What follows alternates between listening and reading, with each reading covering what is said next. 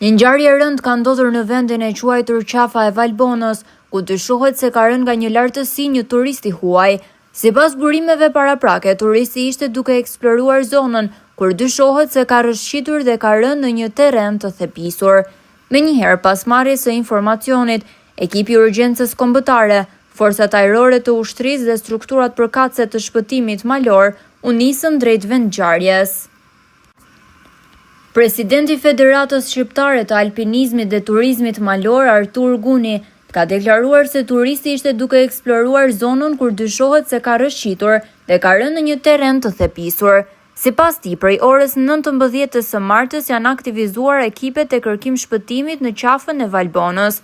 Pavarësisht përpjekjeve të menjëhershme të ekipeve të shpëtimit nga Shqipëria dhe nga Kosova, nuk arritëm ta shpëtojmë jetën e tij, edhe pse vonë po punohet në kushte të vështira nga toka dhe ajri për nxjerrjen e trupit të pajet nga humnera.